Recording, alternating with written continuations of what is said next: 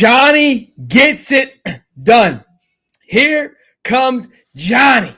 Them boys go out there and win the ACC championship, boys and girls, and get it done. We got a lot to talk about, okay? We're going to talk about the AAC championship, talk about what that game meant and what we wanted to get from it, and I feel that we got a lot of great things that I'm excited to talk about. Then we're going to recap this week. It's been an incredible week for Johnny and the boys, and I think that we need to soak it all in because now here goes Florida, right? They've got a lot to work through over the next couple of weeks because their coach that they've hired is still going to continue on a historic run. We're going to talk about that, navigate that a little bit here tonight.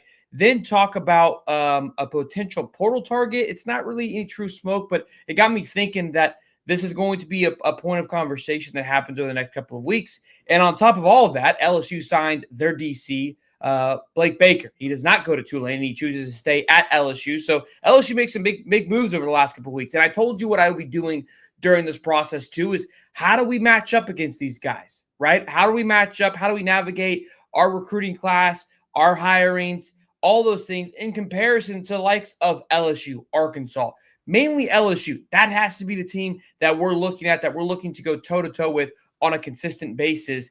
And you know, eye for an eye. So they maintain and retain their entire class and sign Baker, which look, good on them. Good on them. It was a little wobbly there for a minute, but let's talk about this, boys. Let's get after it as they again win the AAC championship. It was a really fun game to watch, and I've already won money with our new coach. I was able to take the over on top of Tulane. There was a point of the game where it was all tied up, but I saw what was happening, and I'm going to break this whole game down and talk about what I'm so excited for and Coach John Sumrall. And I tweeted it out. And when you live in a world for 4 years where your coach is so egotistical that he just wants to run things his way, you see things very differently once you're out of it.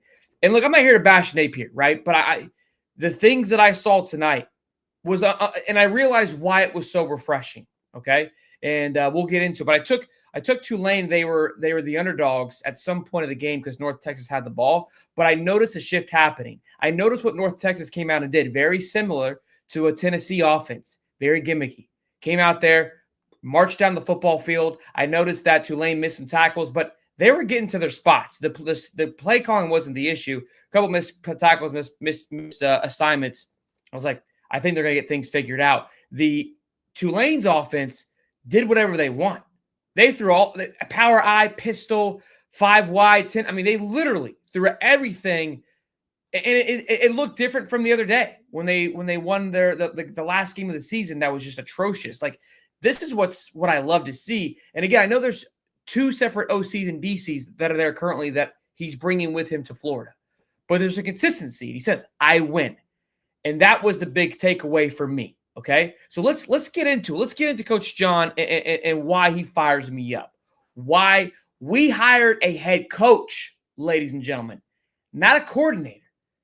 Dude, it was no joke. We had our future and our past tonight. Okay, I want you to realize that if you watch the game very closely, you had Morris on the North Texas side. That was our past, and nothing against Morris. I think he's probably going to be a great head coach, but there's a reason why he's in the same position, the same championship game as John Sumrall, but was nowhere near viewed at the same light, right? Keep that in mind. He's going to Oklahoma State, not taking anything shots. This is straight up facts, okay? Probably wasn't quite ready for that job, but he'll be able to grow into his role at Oklahoma State. And I guarantee he's probably going to go there and try to call plays himself, just like he was tonight. This man was in a blender tonight. And what I mean by this man, I'm talking about Morris himself. This man was he was just consumed. He changed his paperwork of what plays he was consumed with being the OC. My laptop mic's on. Gosh dang it. I'm a piece of crap. Thanks, guys. Bah! I'm an idiot. I don't have my phone on me if you guys are even texting me. Why does he keep doing that? I got to get figured out. I apologize. Thanks for yelling at me. Glad I finally looked over to the chat like a douche. I sounded good in my ears, if that makes you feel any better. I'm struggling. Yeah, first stream. I apologize. I was saying some good stuff. I don't know if you heard anything that I said, but I feel like I was on a roll there. So, look, here's my thing. What I was speaking to was we hired a head coach, right? Not an OC. We hired a head coach that I am beyond excited for. And again, how he navigated this game. There's going to be some growing pains, I believe, that come with this, right? But what I was referring to is, again, Morris was on the side. North Texas head coach was lost in the sauce. He thought he was going to come up here and throw a scheme at this Tulane defense, the highest scoring offense, the number one scoring offense in G5 or whatever they were, and had these boys in a blender. Now, were they able to pop off and kind of get things going? Again, this is why I was not a fan of Hazel's offense. That gimmicky offense does not fire me up. This was a well-functioning, well-coached football team. He said it at the end of the game. This is a player-driven program. Mind you, both coaches have been dealing with the same type of situation this past week. I don't think to the same level that John did. Okay, we're going to get over his checklist and what he accomplished in this week. I don't know exactly what Morris accomplished over at Oklahoma State, right, in this past week. That doesn't really matter to myself. But both head coaches coming into this game, right, had a lot on their shoulders, managing both things. John thrived in it. John thrived. And he said, I wish I could do this all the time, manage two teams. He finally found, I'm finally busy. Shit's easy. Do the shit in my sleep. And here's the thing. What makes a phenomenal leader is the ability to pass things off. The ability to empower the ones around you. That's when you know you're a kick-ass leader. And it's the fact is that he trusts his OCs, and he says it. And what I'm loving thus far, from my Monday presser till now, he's told me a handful of things, okay? We're going to scare every single blade of grass. I was scared shitless for every blade tonight, okay? Number one, winners win. He's done that. We're going to go out there and get a power offensive coordinator and an elite defensive coordinator. I'm not bringing my guys with me. I'm going to bring some guys with me. He's done that, okay? He's done everything he said he was going to do. Everything's going to do. Throw things at you. I'm different. And he's managed this thing like an absolute champ. I've been beyond impressed with him. But he empower. Oh, and he goes, I empower my guys. I let my coaches do their job. And he did that tonight. We saw it. And there was a couple times he's got in his headset, and I could see him kind of getting frustrated. Like, hey, what was that? What are we doing? He was managing the game from the sideline, calling good timeouts, probably applying pressure on that 2-minute drive, driving down the football field, going forward on fourth down, pulling guys over. Their kicker misses a field goal kick, talks to him, talks to guys getting penalties, is up and down the sideline. And you could see he's just calm, cool, and collected and in the moment and trusting what is happening around him, trusting what he has put into place to do its job, right? And for somebody who's watched for 4 years, that not happen, refreshing to a level that I can't even explain, okay? The other big part of it, too, that was just had me fired up watching the game tonight was, again, keep in mind all the busyness of all the things that he's been doing, all the distractions that he's been dealing with, whether he's tweeting Gator stuff, whether he's tweeting Green Wave. I've never seen somebody have 2 wives at one time, and both wives are like, hell yeah, honey, you're crushing it. And we're completely content with it. And I told you I wanted them to lose. I told you the guys out on Wednesday I wanted Tulane to lose because I want our coach. F that. Run the muck, brother. You showed me that you can walk and chew gum at the same time. Go do what you need to do. You put a staff in place. You got to still maintain some more guys. And honestly, I know we've talked. He's going to bring all his G5 guys with him. There's probably a couple of crackheads on that staff that we don't know about that I'm content with him bringing over. That linebacker, the senior linebacker with the pads on the back, the crackhead that definitely got a concussion and just kept playing. That was I don't know if you guys heard the announcer, the one that cleans the team plane off and cleans the locker room. It's a senior year. Bring him over. That's the guy that I want. And I think that's what Miles Graham can be for John Sumrall. And it fires me up to another level. This team, you can see it. He is the heartbeat. They embody their head coach. Never quit, never wavered. We've got a mission at hand here, and now they're headed to the playoffs, and they're going to thump Georgia, I hope. I hope that's who they get first. 660 strong. I appreciate y'all working with me through my mic issues and also being up late, but I figured we had to get in here, talk a few things. I got a checklist that I want to go over on what John's been able to accomplish thus far, all right? Johnny from Blue Collar Crab, $2, my man. Go, Johnny, go.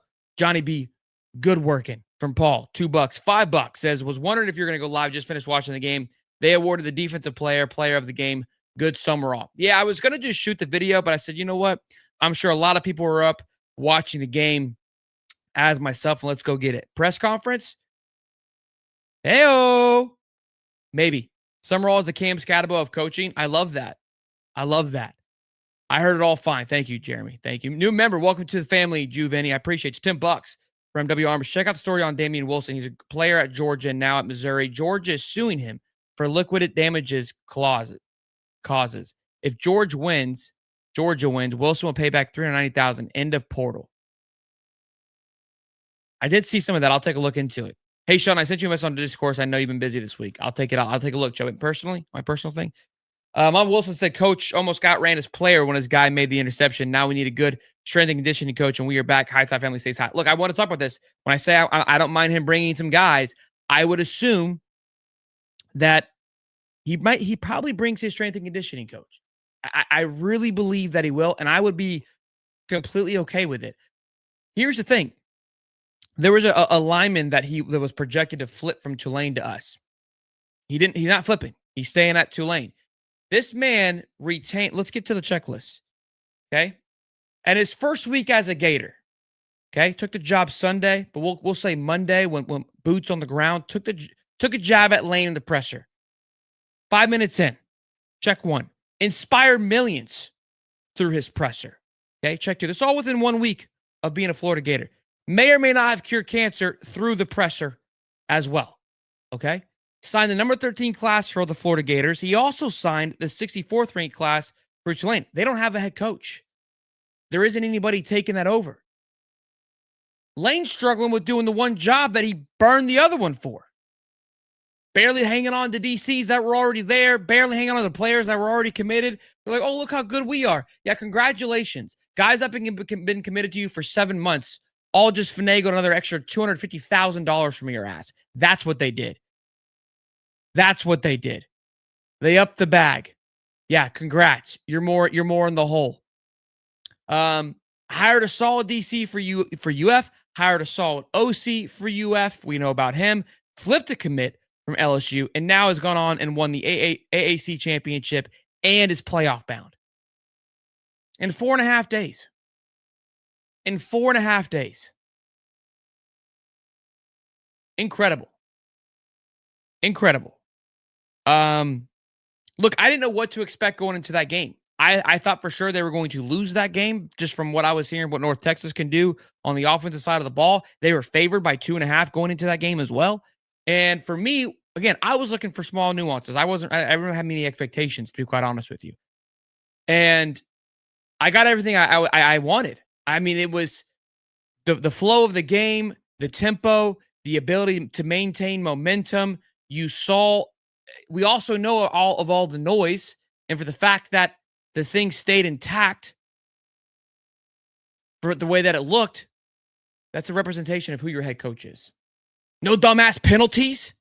I mean, they had the other team jumping off. Let's take a look. I can't think. They may have had a pass interference call, and I got to be honest with you. I wasn't a fan of that pass interference call. If we're being honest. I just wasn't at all, but it is what it is. It's getting ticky-tacky on that. But let me take a look. I want to see the team stats here for Tulane. Total yards, 344 yards. Ran the ball for 200 yards. Could do whatever they want, to be quite honest with you. 5 for 14 on third down efficiency. 3 for 3 on fourth down efficiency. Could have been a little bit better on third down, obviously, there.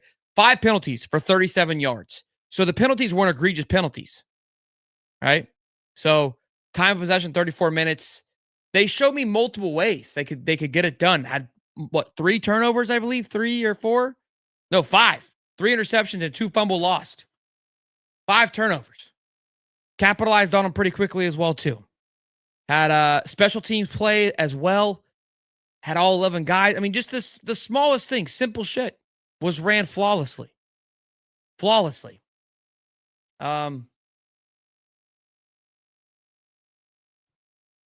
Yeah, he said, judging for who I am, he's an effing winner. And that's exactly what he did. Listen, I'm excited to see what he's going to do in the playoffs. Genuinely. I mean, those boys were ready to play. Those boys came in ready to rock and roll, were dialed in, and Here's the other part that I wanted to talk about. I wanted to get back to a head coach versus an offensive coordinator. And I know it's going to sound like I'm shitting on Napier, but it's his fault that I'm doing this, not mine. Napier brought almost everybody that worked for him over to Florida, which we know that now, and it's so eye-opening. He brought people that were just going to tell him yes. Nobody challenged this man. Nobody challenged this man. The only person on this staff that would have headbutted Billy or that would have gave him any fits was Ron Roberts.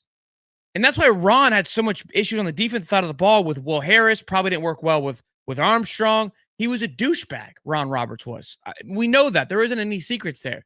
And that was why that was the best rampart of the defense, because Billy knew that he couldn't handle that.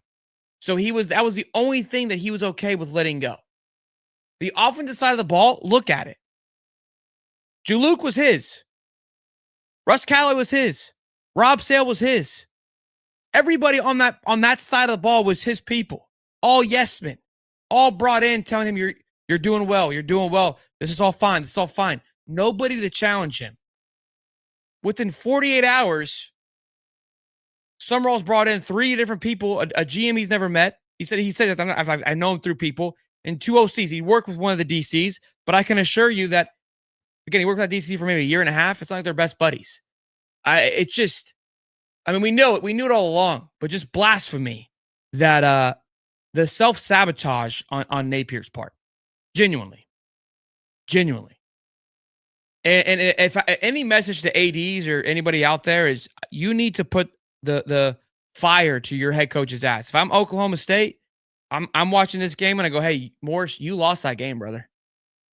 Your head was so far up your play calling sheet, you didn't have a clue what was going on, big dog. You didn't know your head from your ass, brother.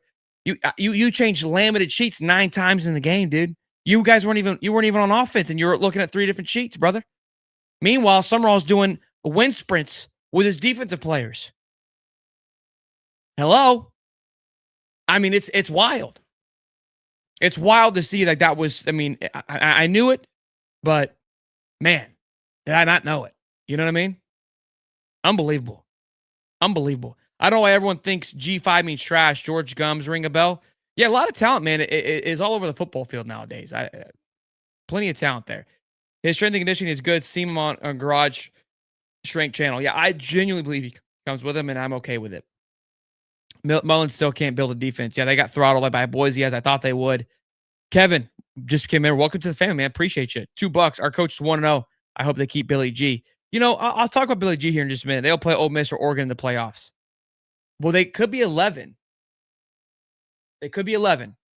So just keep an eye on that. But okay, well, is that so? I thought Georgia was 5. Either way, it doesn't matter. No, Georgia's top 4. You're right. Disregard.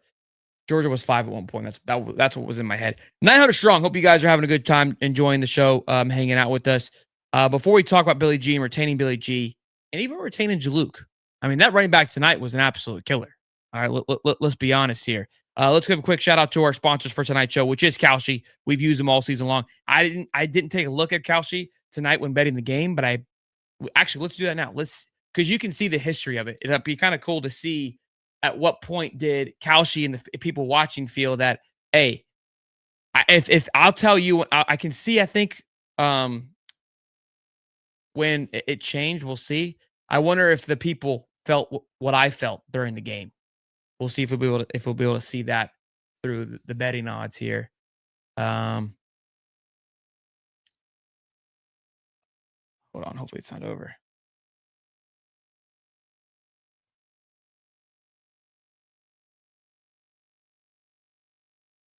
It might be gone.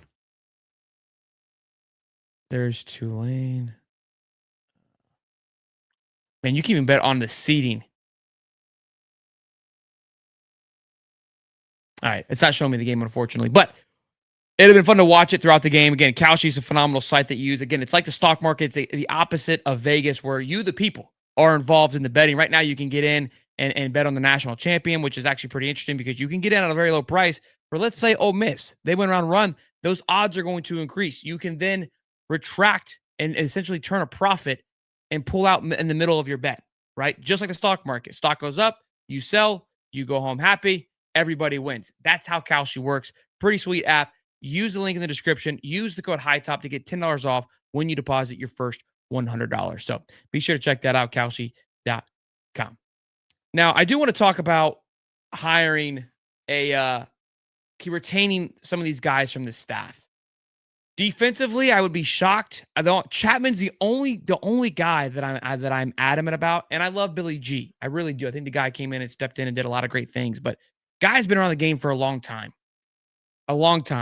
and I really wonder if he'll adapt to Faulkner style of play. If they will be a cohesive unit, maybe they will. I really don't know. I like Jaluk. I wonder if he'll retain him for hitting somebody. You know, those things are going to be in question. Look, you know, you start to wonder, hey, well, these guys are really, really good. Jaluk was really good. Billy Gonzalez, we love him because he's a Gator great and he did some great things, but there's some question marks at times with wide receivers. I'm just saying that, like, I'm not, call it what it is. But then there's also the point of, like, are these guys just really, really good because everything else is really, really bad? Like, it's like the ugly cheerleader effect. You put them in a lineup and it's like, yeah, Jaluk looks sexy because everything else is just ass. And I'm not hating on Jaluk. I love Jaluk. Like, I'm just, we got to ask these questions. There's something I wanted to say because, again, I'm trying to be, I've told you, with with the new hiring, is look at things through a different perspective, right? And be critical, if you will, about it. So my critical line on this is, with Coach Sumrall putting a lot of reliability on his coordinators, trusting them to get the job done, right? My thought process is that there could be some growing pains when you do that. You have the ability to work through those growing pains at Troy, at Tulane. Will you have that ability? Will you have that time in the SEC? And that part, I don't know. And maybe you don't.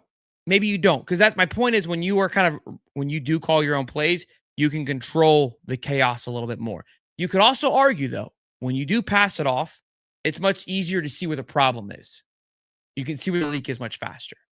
So ultimately, I still think it's the best move. It's the right move.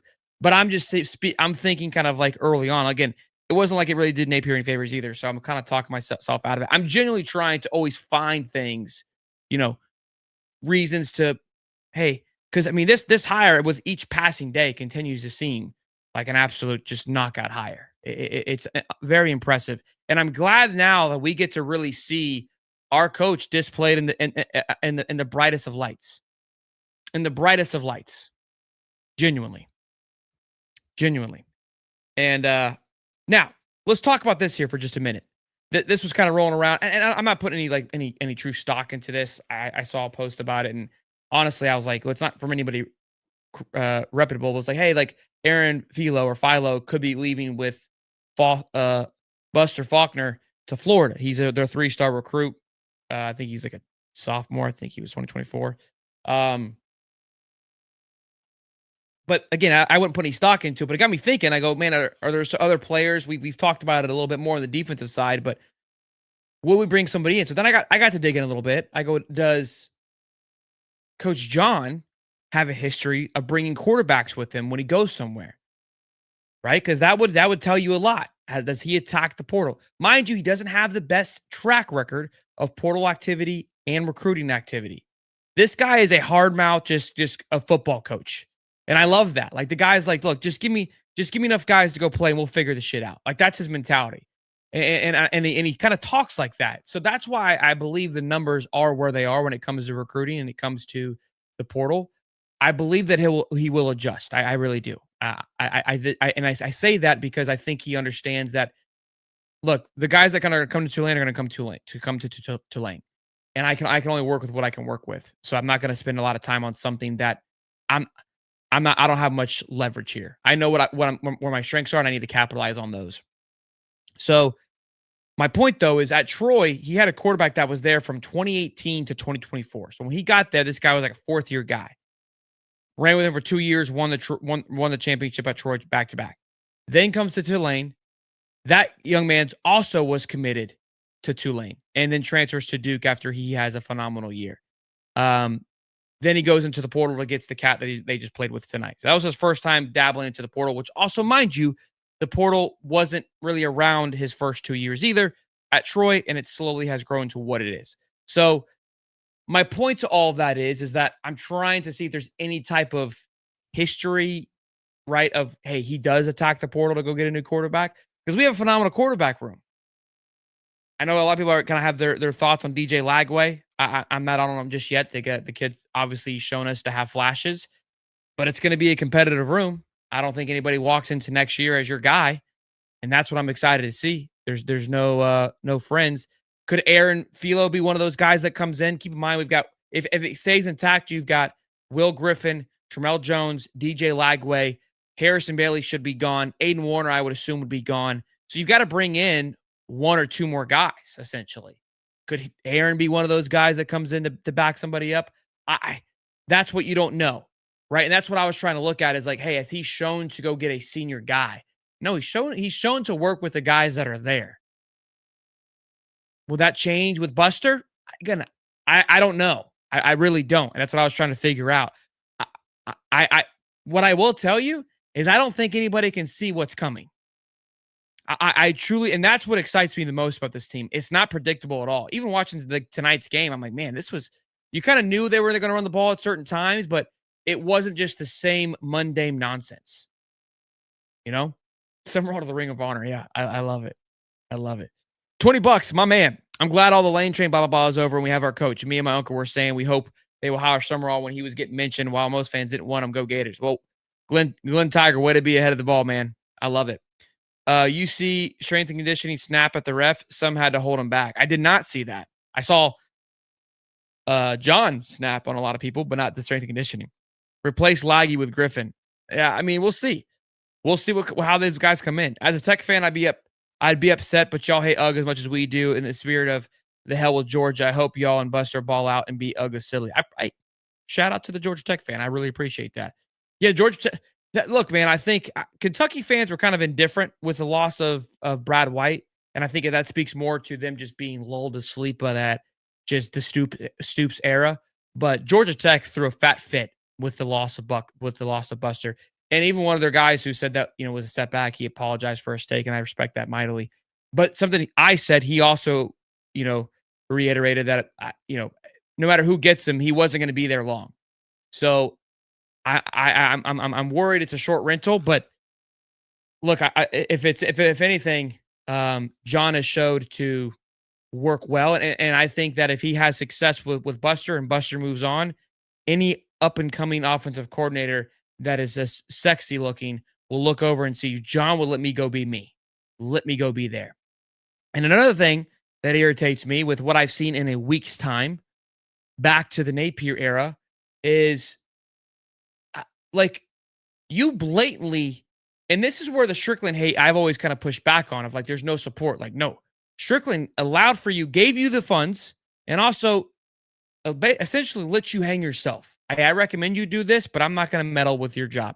I hired you to be the head coach. Be the head coach. Do what you think is right. This guy had all the funds in the world to put an elite staff around him. And this when I went back to going back to that ego thing, is that he was afraid to put people around him that could make him uncomfortable. Put people around him that eventually would move on to bigger and better jobs.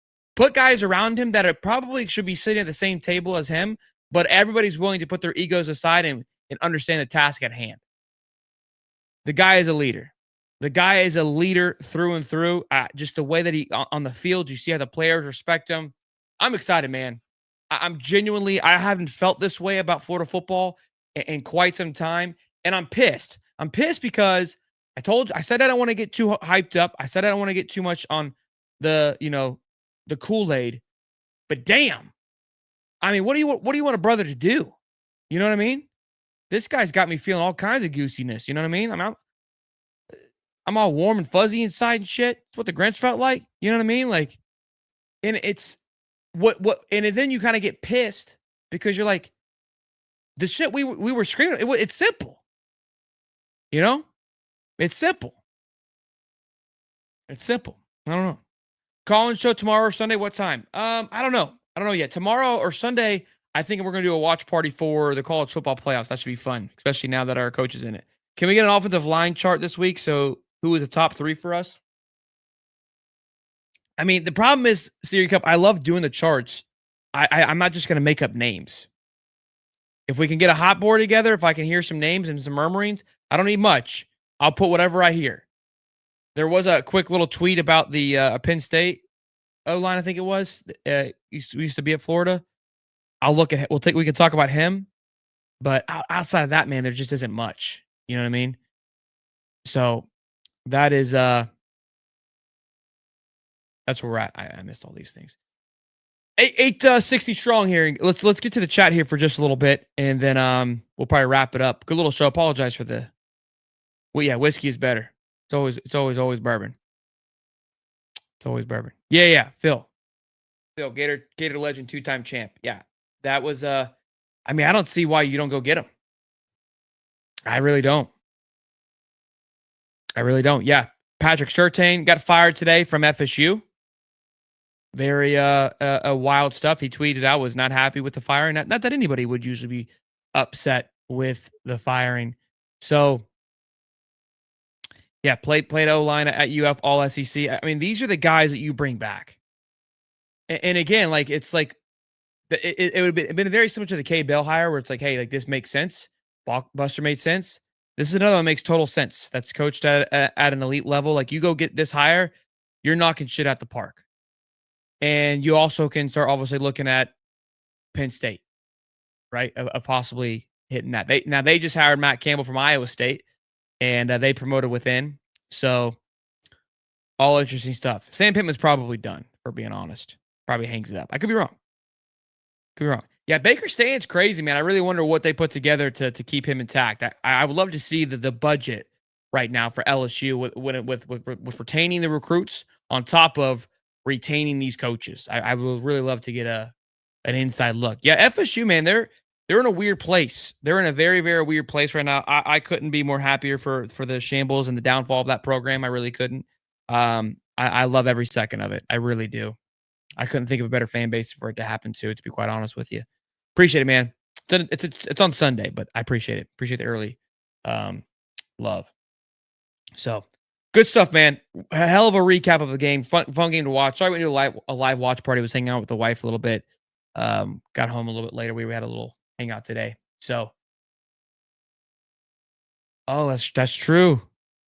Man, that's crazy. All this good momentum. I bet it leads to a crazy run in blackjack, but who knows? Damn. Austin, I'm glad you found this channel, buddy. Blackjack would be wild right now to transition to. And son of a bitch. There's 800 people in here not understanding what the blackjack streams are, and they're expecting sports talk. I feel like I would be doing a disservice to them, you know? If all of a sudden I'm screaming, going split them. And to be quite honest, I don't have the energy for it right now. It wouldn't be fair to them. Maybe we dose the deal one up tomorrow night.